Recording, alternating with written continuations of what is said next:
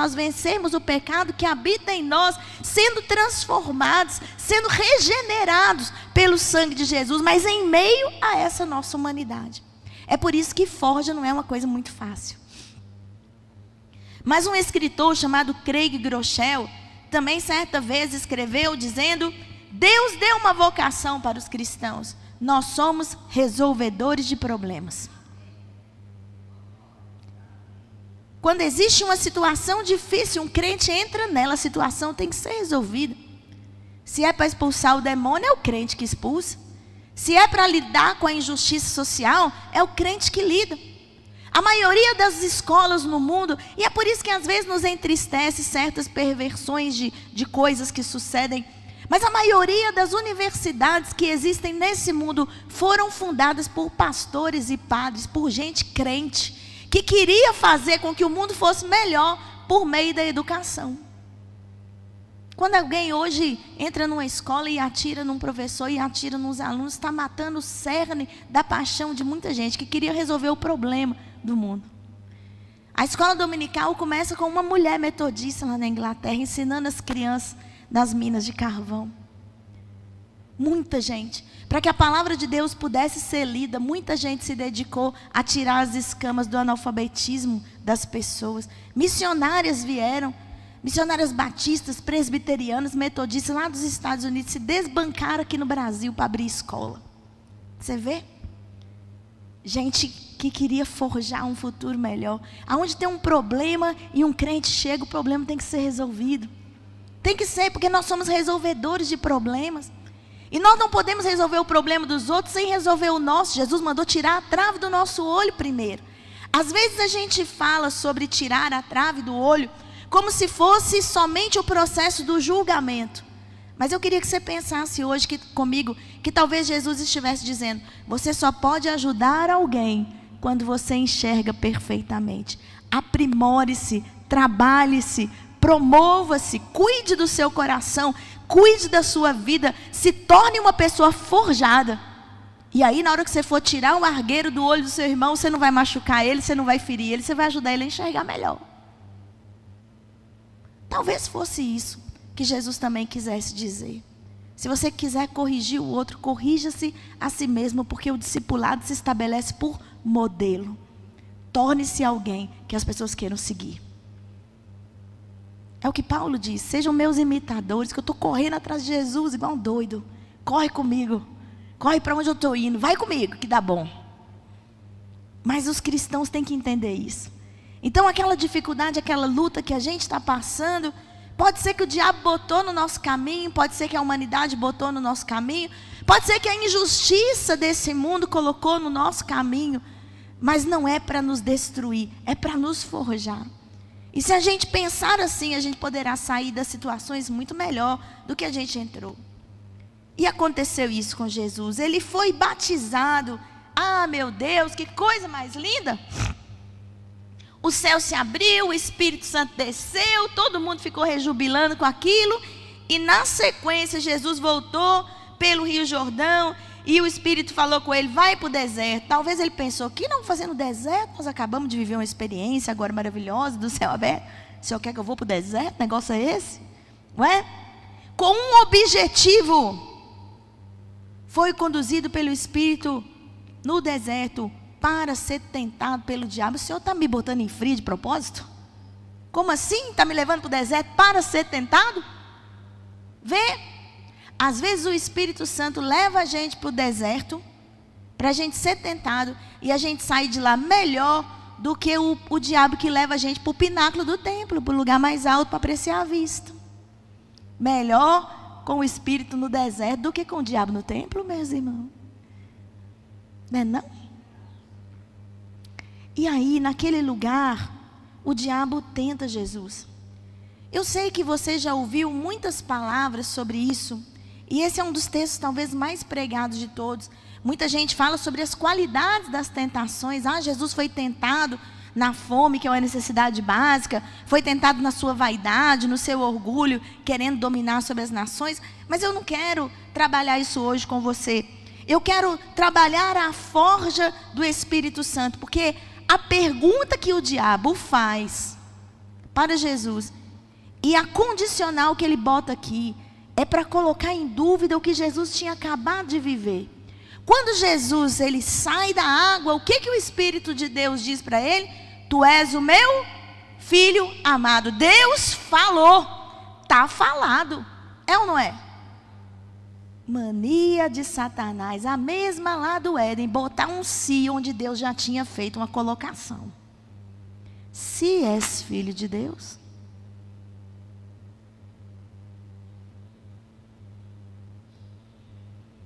Você já foi tentado assim? Eu também, diz Jesus. Deus fala um negócio e na sequência vem alguém e fala, e se você começa a duvidar? Eu já fui tentado. Quando você for tentado em cima do que Deus já falou, fica com o que Deus já falou. Porque 3 vezes o diabo diz, se você é filho de Deus. E aqui está. Quando a gente é forjado no Espírito, a gente não duvida mais da nossa identidade. Ninguém pode tirar isso da gente. As circunstâncias não podem, nossas próprias dúvidas não podem, porque há uma afirmação. Somos filhos de Deus. A Bíblia diz, o Espírito testifica. Você sabe o que é testificar? É testemunhar, é comprovar, é dar uma prova cabal. Quando alguém testifica de um negócio, é basicamente passar uma procuração no cartório. O Espírito testifica que você é filho de Deus.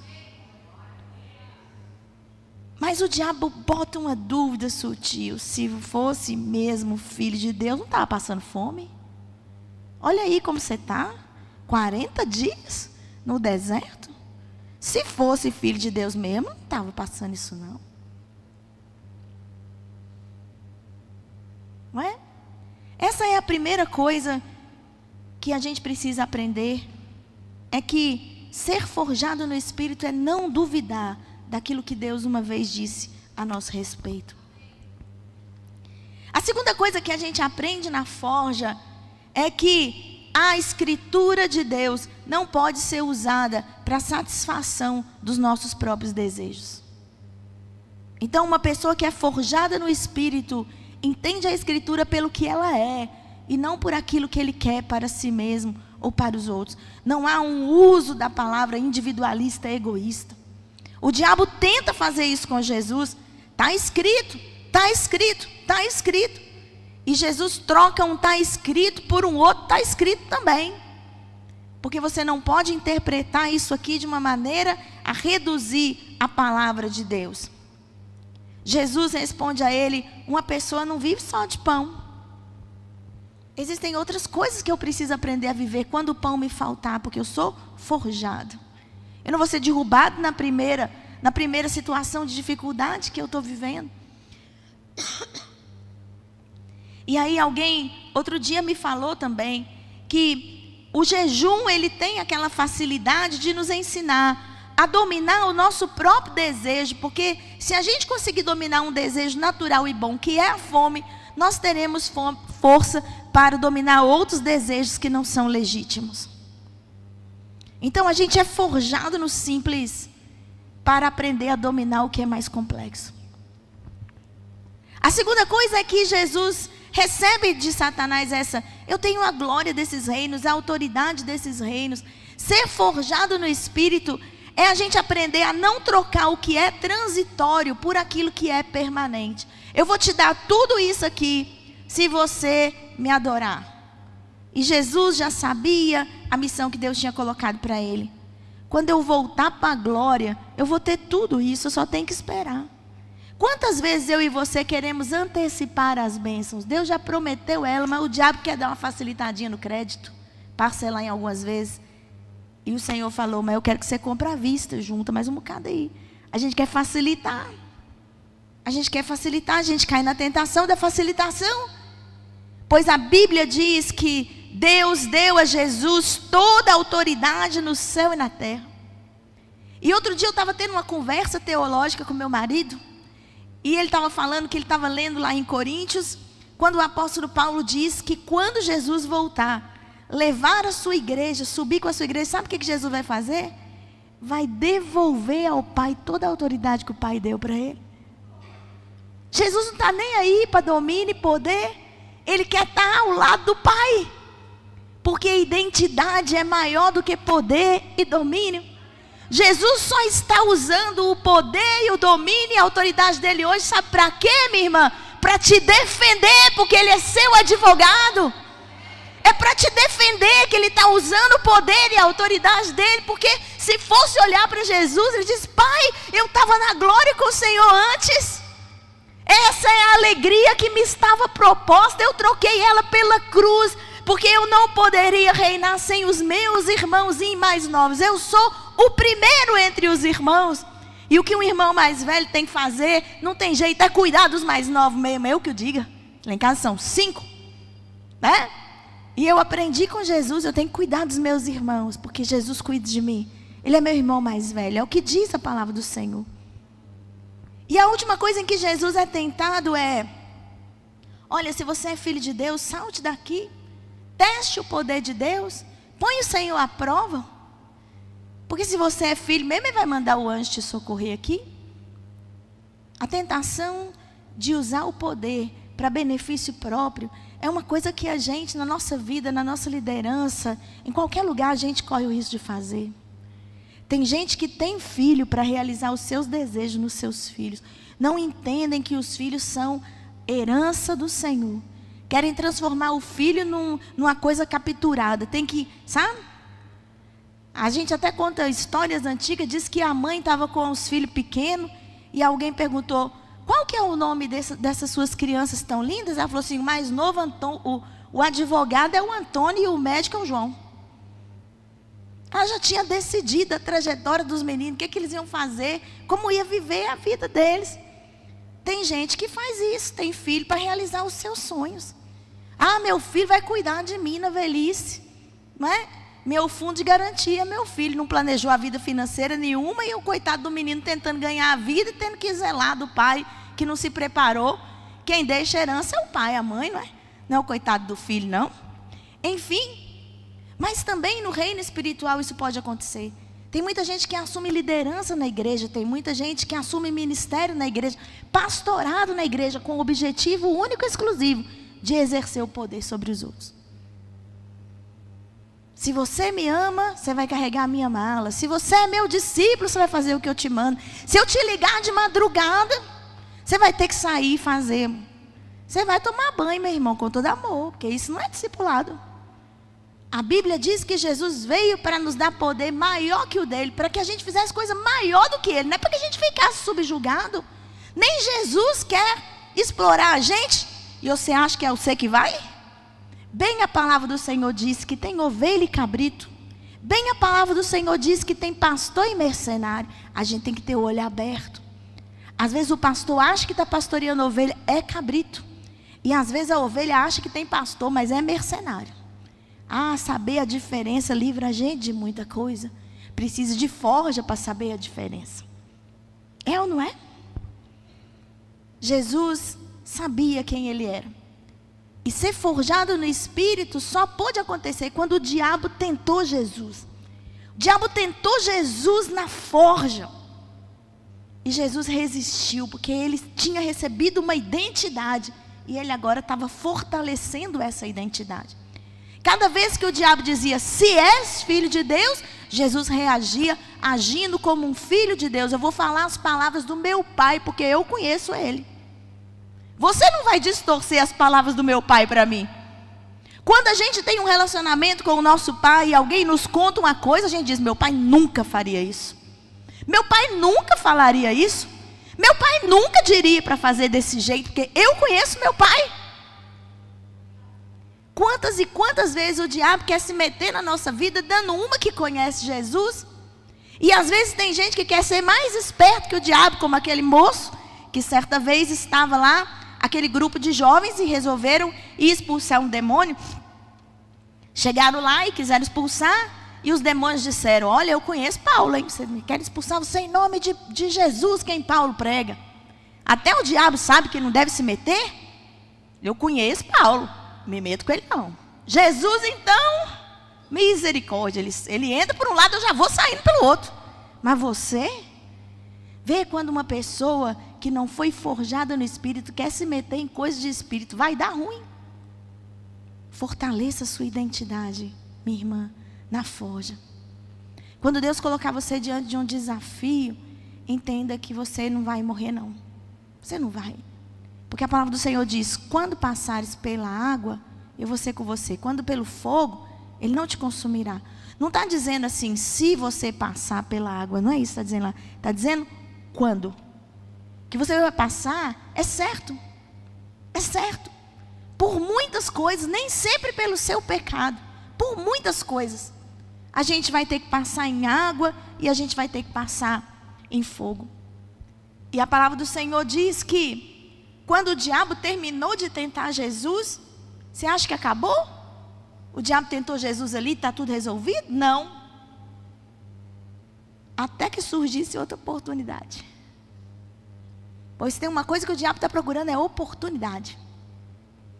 E Pedro sabe disso, quando lá na sua carta ele diz, o diabo anda rondando vocês, procurando a hora da entrada. Alguém forjado é alguém que está pronto para a coisa, em qualquer circunstância. Mesmo que você tenha dúvida, mesmo que você caia, mesmo que você passe por aperto naquela hora, levante-se na convicção de que você está sendo forjado. E luta mais um pouco, meu irmão, minha irmã. Não desanima, não. Às vezes você precisa mudar a sua arma, às vezes você precisa mudar a sua estratégia. Tem luta que você vai ter que correr dela. Nem toda luta é para ser enfrentada na hora também, não.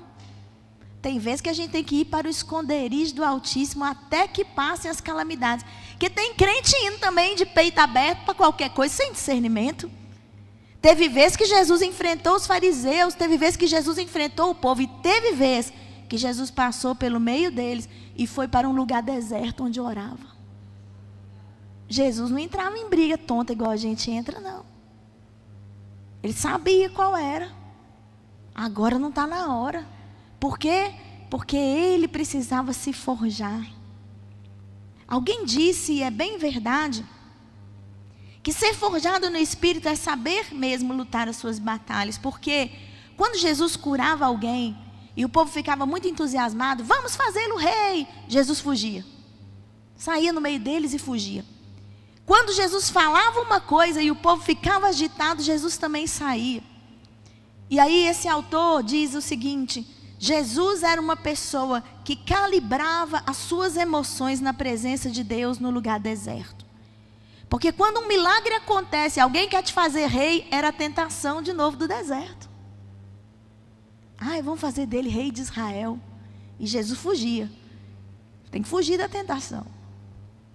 Outras vezes, quando alguém o acusava, e era uma acusação injusta, pensa, Jesus era humano. Você já ficou com raiva de alguém te acusar injustamente? Jesus vai dizer, eu também. Teve uma vez que me acusaram, eu saí do meio do povo, porque senão se eu pegasse ali, se eu fosse na onda de João e Tiago, lá desce fogo do céu, era só, estava resolvido. A tentação da ira, tive que fugir dela também. Eu sou mansa e humilde de coração porque eu fui forjado. Eu fui forjado. Aprenda de mim, porque eu sou mansa e humilde de coração. Eu fui forjado. Oportunidade para perder o réu primário, eu tive muitas. Lá na frente de Pilatos, Herodes, imagina? Vontade não faltou. E Jesus diz isso para eles. Se eu quisesse, eu mandava meus embaixadores agora. Você ia ver uma. É que eu não quero. Isso é domínio próprio. Jesus foi forjado no domínio próprio. Só aguenta a cruz quem é forjado no domínio próprio. Podendo descer dela, tem que ter muito domínio próprio. Forja. E a forja é muito importante para a gente, porque a igreja, irmãos e irmãs, ela resiste ao diabo. Ela bate na porta do inferno. E é gente forjada que faz isso. Gente que não é forjada, corre, foge, dispersa o exército.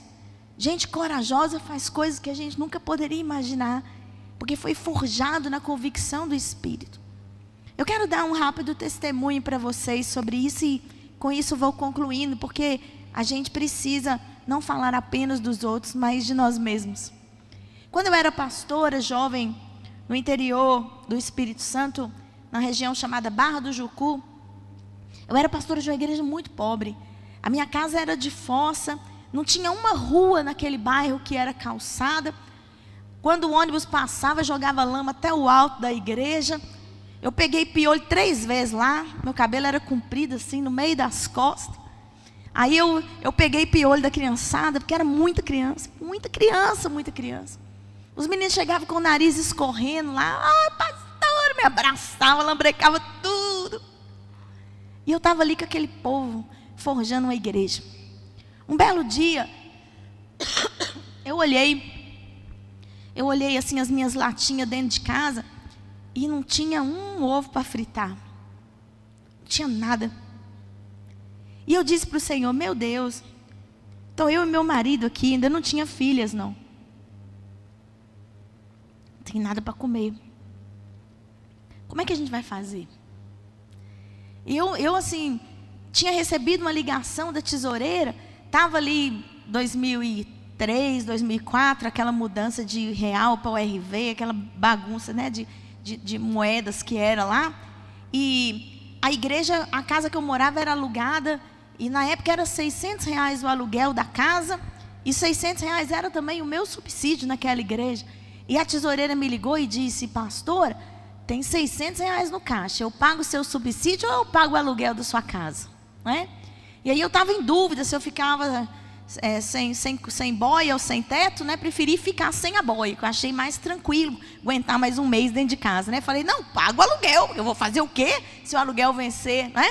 E vamos ver o que vai dar. E eu estava orando na minha casa e eu disse, Senhor, não foi para isso não, que eu saí de casa para te servir, se eu ver, estudei tanto, estou aqui agora, querendo que o trabalho prospere, e eu não tenho um arroz para fazer aqui, um feijão, nem nada, não é?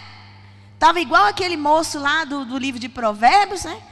Me livra, Senhor, da riqueza, para eu não ficar, mas da pobreza também, que eu de mendigar tenho vergonha, né? O que eu vou fazer? Estava eu nesses meus pensamentos, e muito triste, aqueles dias ali tinham sido bastante difíceis. Alguém bateu lá fora na campainha. E eu saí da minha casa, tinha lá um moço que eu nunca tinha visto ele. E ele disse assim, é aqui que mora pastor Ideide? Falei, é aqui mesmo. E ele disse, Deus me mandou vir aqui te entregar isso. Esticou o envelope para mim, virou e foi embora. Quando eu entrei dentro de casa, que eu abri o envelope, era justamente o meu subsídio do mês. Justamente. Eu ainda falei com Deus, nem uns 50 a mais para nós comprar uma pizza? Não, exatamente o valor do meu subsídio, porque esse é o ser humano, né? E aí você pensa, nossa, fui forjada ali naquele momento, na prosperidade diante do Senhor, porque de uma necessidade Deus me deu. Foi a única vez que isso aconteceu. A única vez. Muitos anos se passaram, e agora eu estou no ano de 2020, morando em Brasília, como bispa da igreja metodista.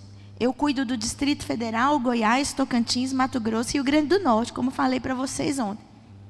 E a nossa igreja, ela está passando por um momento muito difícil. Qualquer lugar que você abrir aí na internet hoje e procurar a igreja metodista, você vai ver que nós estamos bem mal na fita. A gente tem muitas escolas. Essas escolas foram fundadas por missionários americanos. Nós precisamos aprender a ser melhores herdeiros, porque herdeiro é um bicho muito complicado. Deixa um pouquinho só de herança para o seu filho, mas deixa para ele passar um apertinho, aprender a trabalhar. Porque quando a gente recebe muita herança, a gente acomoda. Isso foi o que aconteceu com a igreja metodista hoje.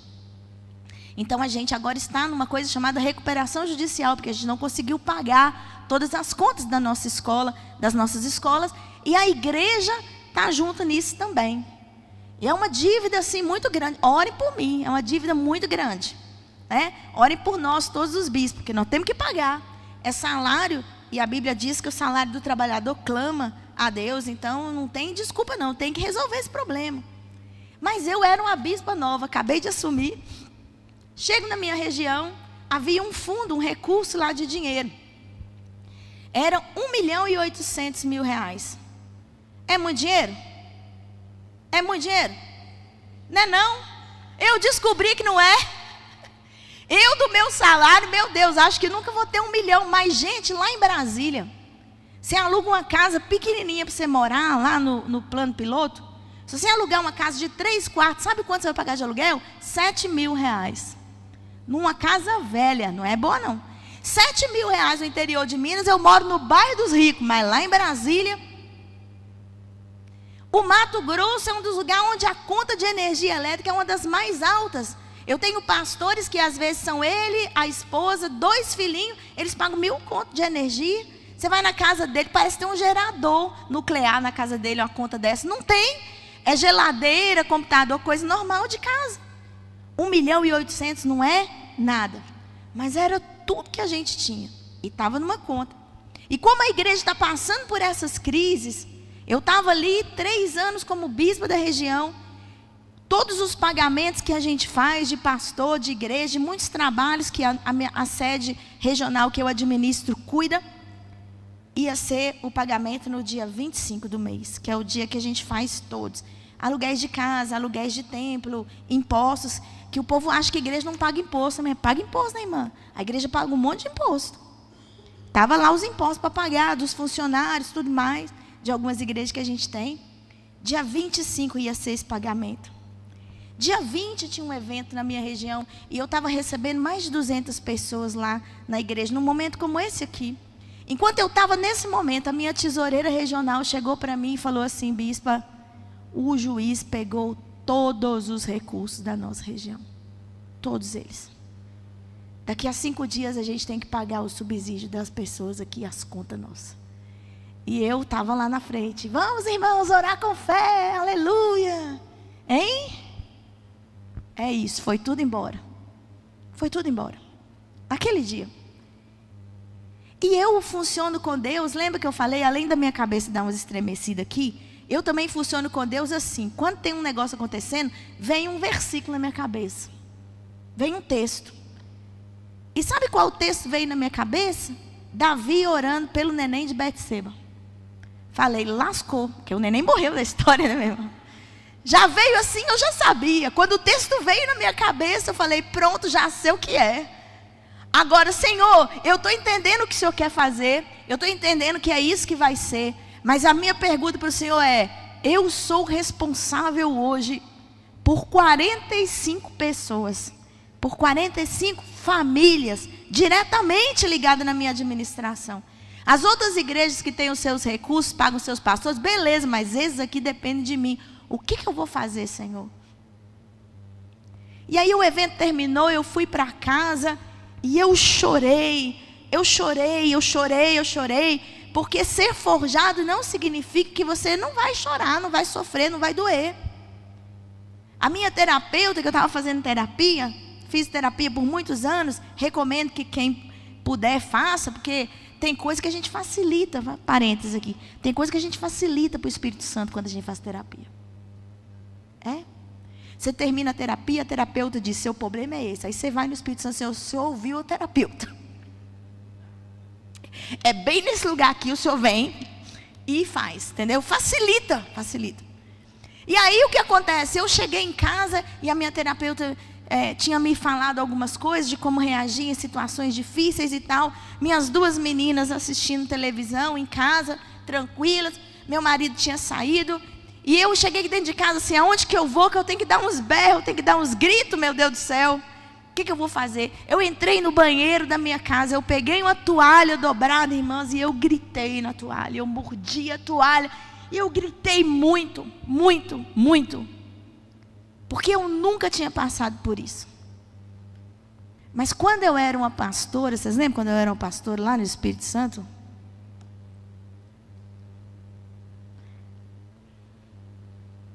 O que é 1.800.000 diante de 600 reais? Porque os 600 reais eram meu e eu estava passando dificuldade naquele. Se vocês perguntarem para mim como foi que nós pagamos as contas no dia 25, eu não faço a menor ideia. Mas apesar da gente hoje não ter R$1 na nossa sede, a gente vai recebendo e pagando, recebendo e pagando. A gente vive maná todo dia 25. Se tem uma conta de 2.000, vai vir os 2.000. Se tem uma de 3.000, eu estou esperando entrar na terra prometida, irmão, colher com abundância. Mas eu aprendi a viver de maná. Lembra que eu disse para vocês que aquele era todo o meu salário? Nesses meus tempos de bispo, eu já passei 4 meses sem receber meu subsídio. 4 meses. Porque eu estou sendo forjada. Deus me deixou 1 mês aprendendo quando eu não tinha menos. E agora, porque eu sei disso, eu posso passar alguns tempos. Porque eu já aprendi a fazer as minhas reservas, a tomar os meus cuidados. Quando os tempos um pouco melhores me chegaram, sempre vai ter alguma coisinha guardada, porque eu não sei o dia de amanhã e Deus me manda cuidar dessa minha providência. Mas quando os meus recursos estão por acabar, Deus providencia outros, porque a minha igreja precisa passar por esse processo de restauração. Ela precisa corrigir os pecados que ela tem. E sou eu que estou liderando hoje, não interessa se foi o bispo lá atrás que fez a conta, se está na minha hora, e sou eu que estou sentado aqui, sou eu que vou pagar, passa o Pix aí, porque nós vamos pagar. Mas não é fácil. Então o que eu quero dizer para você é, Deus quer levar você para lugares elevados, na sua casa, na sua empresa, no seu lugar. Quando você estiver nesses lugares elevados, você vai precisar ter aprendido coisas que consigam manter você nesse lugar elevado. Jesus foi tentado muitas e muitas vezes, para que na hora que ele sofresse a tentação de descer da cruz, ele resistisse. Porque o que estava proposto para ele depois da cruz, requeria que ele fizesse isso. E diz alguns dos credos antigos, que durante esse tempo dos 3 dias que Jesus passou naquele sepulcro, ele desceu ao inferno. Agora ele estava preparado para ir ao inferno. Imagina, Pedro nos dá essa ideia lá na sua carta. Então eu não conto essas coisas para vocês para dizer assim, é fácil, é simples. Não é não. Não é não. Mas a cada dia eu aprendo mais com o Senhor, que se eu confiar mais um pouquinho, Ele vai fazer mais um pouquinho. Que se eu der um passo aqui, Ele vai me dirigir. Eu tenho que aprender, porque o lugar onde eu estou hoje, na minha liderança, existem pessoas que dependem disso. E na sua casa depende, seus filhos dependem. Quando a minha filha sofreu um acidente em 2020, passou 16 dias na UTI. Quando os bombeiros vieram e levaram ela convulsionando, porque ela caiu, bateu a cabeça, teve traumatismo craniano, teve derramamento de sangue no cérebro. E os bombeiros estavam lá tentando colocar ela. E eu ficava assim, desesperada. Eu olhava para o meu marido. E eu pensava, enquanto ele estiver aguentando, eu aguento. Ué? A gente chegou lá no hospital. E aí entraram com ela. E ele entrou também. E eu escutava os gritos dela do lado de fora. E eu sentada, eu pensava, quando ele passar por aquela porta, eu vou olhar a cara que ele está. Dependendo da cara que ele fizer, eu decido se eu entro em pânico ou não. Irmãs e irmãos, todos nós precisamos de alguém para olhar, para nos dar confiança de que a gente consegue segurar. Todos nós. Então nossos filhos, quando a gente está passando por dificuldades, eles olham para nós, para ver como a gente reage. A igreja olha para os seus pastores em época de crise, para ver como eles reagem. Se eu desesperar, todo mundo desespera abaixo de mim. Então eu preciso ser forjada, porque aqueles que estão abaixo de mim dependem disso. É por isso que a palavra do Senhor diz, olhai firmemente para o autor e consumador da vossa fé. Porque quando Jesus estava naquela cruz, irmãos, a cara que ele fez não foi de derrotado. Ele passou pelaquela dor. Ele diz, Pai, onde que o Senhor está? Por que o Senhor me abandonou no meio daquela dor? Mas a última palavra foi, está consumado. A última palavra na liderança é o que importa. E você lidera na sua casa, você lidera no seu trabalho, você lidera para suas colegas, para suas amigas. Porque se você é uma pessoa cristã, você lidera. Você exerce influência. Você inspira. Então você precisa aprender a ser forjado. Não é mole, não é fácil, não é bom. Mas existe o outro lado. Existe o outro lado da forja. Que é poder contar que a gente resistiu e Deus operou. Esse testemunho só quem resiste é que pode contar. E é nele que nossos olhos têm que estar focados. Eu vou contar a história da minha vitória. Eu vou contar. É isso que os salmistas fazem o tempo inteiro. Senhor, eu estou doente, eu estou morrendo, o bicho está quebrando. Meu Deus do céu, meus inimigos. Mas eu contarei na assembleia.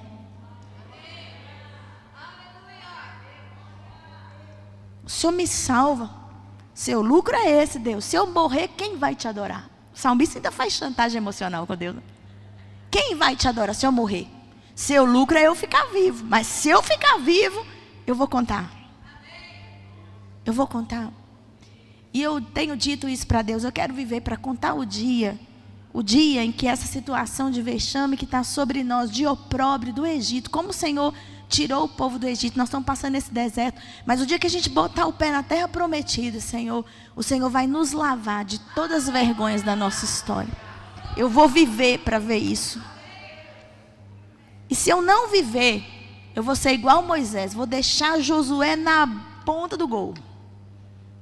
Eu vou olhar de lá de cima do morro, ainda que o Senhor não me deixe entrar, eu vou olhar de cima do morro, e eu vou saber que a minha parte na tarefa, eu fiz. Mas no deserto, só morre quem é rebelde. No deserto eu não morro não. Não morro não. Porque a gente tem que ser forjado. Que o Senhor abençoe a sua vida e te fortaleça. Que o tempo da intercessão que vamos ter agora seja de forja para nós. Seja de transformação, de libertação. Que Deus abençoe.